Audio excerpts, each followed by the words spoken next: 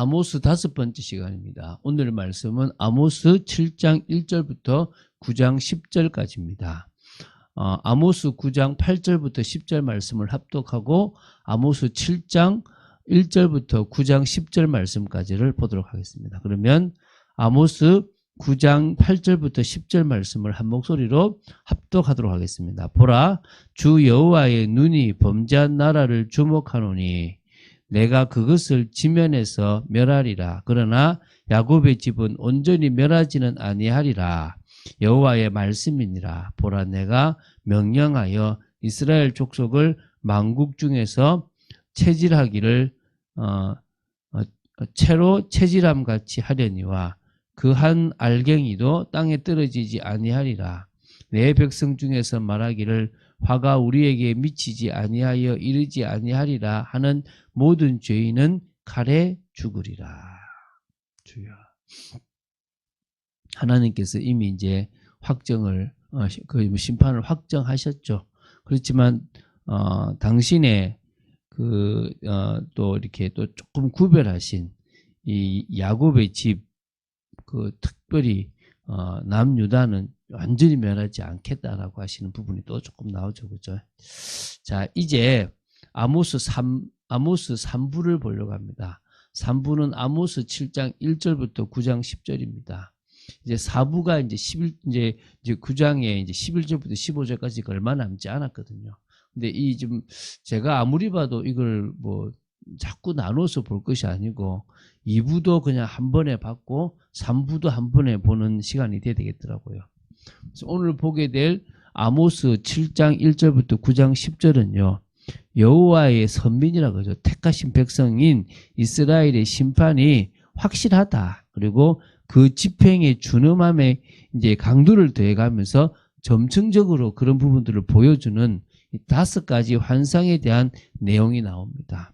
그래서 조금 긴 내용이지만 핵심적인 부분들을 좀 살펴보는, 그래서 이 선지서에는 환상들이 많이 나오잖아요. 근데 여기서도 5가지 환상들을 통해서 하나님께서 북이스라엘을, 특히 북이스라엘 멸하시겠다라고 하셨던 부분들을 하나님의 기준에 결국은 그 기회를 많이 줬는데도 돌아서지 않기 때문에 하나님께서 이제 심판을 확정하셨다라는 부분들.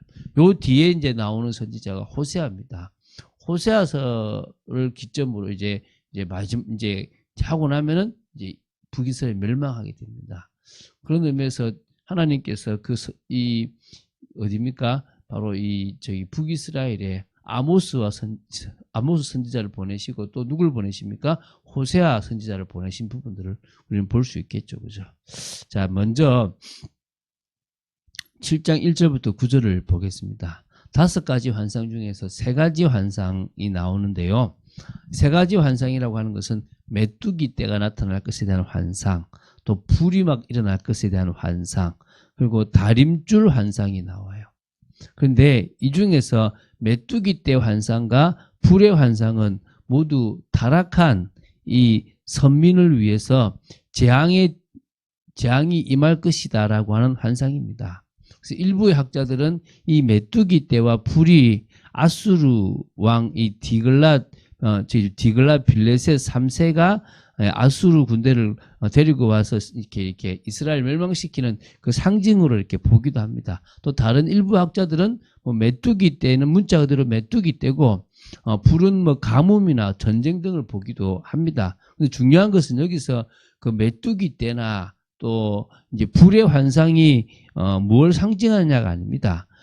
그것들이 상징하는 타락은 바로 이 선민에게 임할 하나님의 재앙인데요. 그 재앙을 두고 아모스 선지자가 중보 기도를 하니까 취소로 이어졌다. 하나님께서 그 심판을 취소하시겠다라고 하셨던 부분들이 있는 겁니다. 이로 볼 때 의인의 기도가 얼마나 큰 힘을 갖고 있는지, 오늘 우리 현장에서 나한테 힘들게 한 사람을 벌하기 전에 하나님의 마음으로 나한테는 힘들게 하지만 하나님이 원하신다면 이 현장의 영혼들을 위해서 기도하는 그런 삶을 우리가 살아야 될 줄로 믿습니다.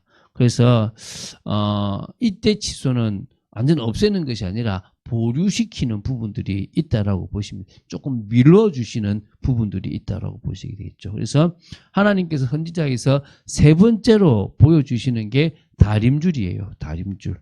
이렇게 제대로 건물이 지어졌는지 안 지어졌는지를 이렇게 그 기준대를 가지고 확인해 보는, 기울었는지 아닌지를 보는 게 다림줄이거든요. 그래서 이 다림줄 환상은 그 자체로 재앙을 내포하고 있는 환상이 아니라 회개치 않는 이스라엘 백성에 대한 하나님의 심판이 확정되었기 때문에 돌이킬 수 없다. 이 기준에 너무 미치지 못한다. 이런 겁니다. 그래서 이 이유로 아모스도 세 번째 환상을 본 이후에는 이스라엘, 특히 북이스라엘 위하여 중보기도를 드리지 않게 되는 겁니다. 이게 안타까운 거죠. 더 이상 이제 그 기회를 놓쳤구나라고 보게 되는 거죠. 자, 다음으로 아모스 7장 10절부터 17절인데요. 좀 일종의 삽입기사 같은 어떤 사건이 나와요. 어떤 사건이냐? 베델 제사장 아마샤가 아모스를 핍박하는 거예요. 그래서 아모스를 그리고 그 뒤에 아마샤를 향한 아모스의 또 변론이 나오고 심판 예언도 나오는 그런 내용입니다. 그러니까 베델 제사장 아마샤는요, 베델을 거점으로 이 북이스라엘의 금송아지 우상 숭배를 관장하는 그런 자라고 보시면 됩니다. 이 아모스가 제3환상을 통하여 여호와께서 여로보암의 집, 이 이세 집을 이렇게 완전히 말한 겁니까? 이제 멸절하시기로 이렇게 선포한 것에 대해서 그 당시 북이스라엘을 다스리고 있던 여로보암 2세에게 아모스가 지금 뭐 하냐면 모반을 획책하고 있습니다. 라고 지금 모함을 한 인물이 아마샤예요. 그뿐 아니라 아모스가 지금 저렇게 하는 것은 떡을 위한 겁니다. 먹고 살기 위해서 거짓 예언을 하고 있는 것입니다. 라고 거짓 선지자로 몰아가 버린 거예요. 그래서 이제 아예 베델에서는 예언하지 말고 유다로 돌아가서 거기서나 도망가서 예언을 해라라는 것으로 완전히 이제 뭡니까? 조롱해 버린 겁니다. 이 아마샤는요, 이 남유다 출신인 아모스가 북이스라엘에 대하여 악의적 감정과 편견에 사로잡혀서 매우 부당한 예언을 하고 있다고 주장을 했는데요. 근데 이거는 아마샤의 생각만 그런 게 아니라 대다수의 북이스라엘 백성들의 생각이 다 여기에 빠져 있었어요. 그러니까 들을 귀가 있다 없다? 없다는 거죠. 그러니까 멸망할 사람들의 특징들이 보면 하나님의 말씀을 하는데 뭐합니까? 듣지 못해요. 필요 없다는 거죠. 저거는 잘못됐다라고 생각하는 거죠. 이게 지금 심각한 거죠. 예, 이 자신을 핍박한 아마샤를 향해서 아모스는요, 변론을 합니다. 그래서 여호와의 이 심판을 선포하는데요. 첫 번째 뭐라냐면, 나는 굳이 먹고 살려고 노력하지 않아도 될 만큼 부가 내게 있다. 그래서 나는 떡을 위하여 거짓 예언을 하는 그런 사람이 아니다라는 것을 말하기도 하고요. 또 아마샤가 자신의 예언 활동을 방해한 대가로 그의 가문은 파멸하고 그 또한 이방 땅에서 비참하게 죽게 될 것을 예언해요.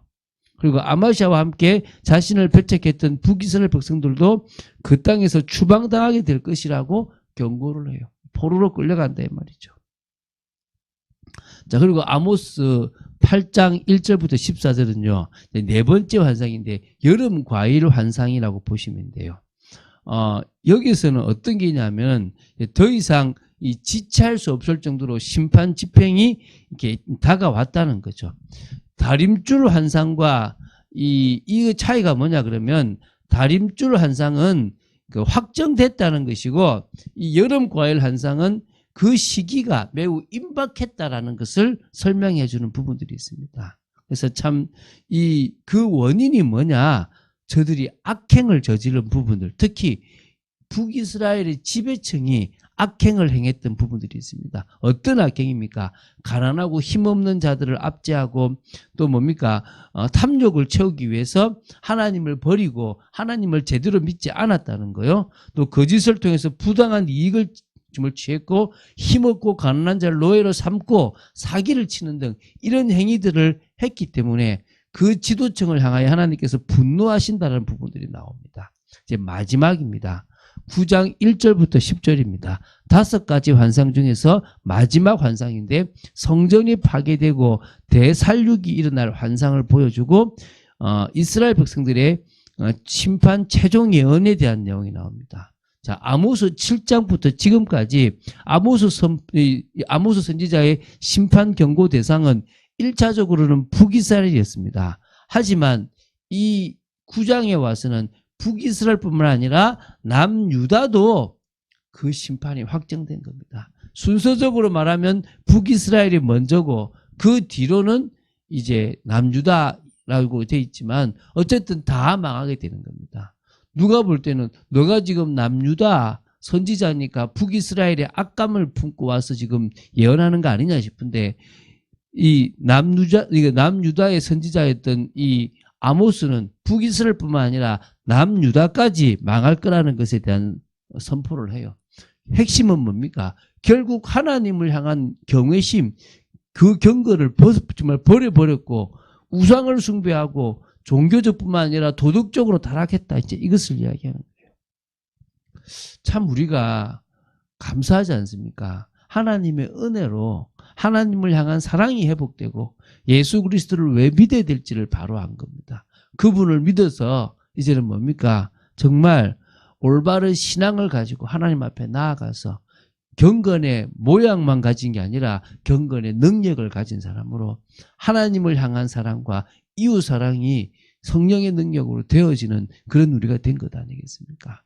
우리가 예수 그리스도를 믿으면 죄 지어도 된다. 예, 죄 짓는다 해도 주님이 십자가에서 해결했겠죠. 그러나 죄 지어도 된다는 건 아닙니다. 그러면은 예수 믿고 막 열심히 살아야 되냐? 그 말을 말하는 게 아닙니다. 우리가 그분을 사랑한다는 그 자체가 하나님에 대한 올바른 믿음을 가지기 때문에 그분의 말씀을 듣게 되고 또 그분이 원하시는 그 말씀에 순종하며 하나님 나라를 이루는 복된 삶을 살아갈 수 있다는 것 아니겠습니까? 그런 의미에서 성령께서 우리에게 오시는 것은 너무너무 중요한 일이라고 보는 겁니다. 정말 이 악한 시대들이 계속 있고 계속 멸망하는 부분들을 보지 않습니까? 지금도 교회가 무너져 가고 있습니다. 여러분 기억하십시오. 계속 교회는 계속 세상 성도들은 자꾸 사단에게 속을 것입니다. 우리는 그것을 싸워 이기는 삶을 살아가는데 방법은 뭡니까? 우리에게 주신 그 성령을 의지하는 겁니다. 그분만을 바라보고 우리의 모든 주권을 드리는 겁니다. 오늘도 그런 복된 삶을 하루 감사함으로 살아가는 여러분 되시기를 주 예수 그리스도 이름으로 축원드립니다. 주는 그리스도시요 살아계신 하나님의 아들이심을 고백합니다. 이제 오늘 아모스 3부를 봤습니다.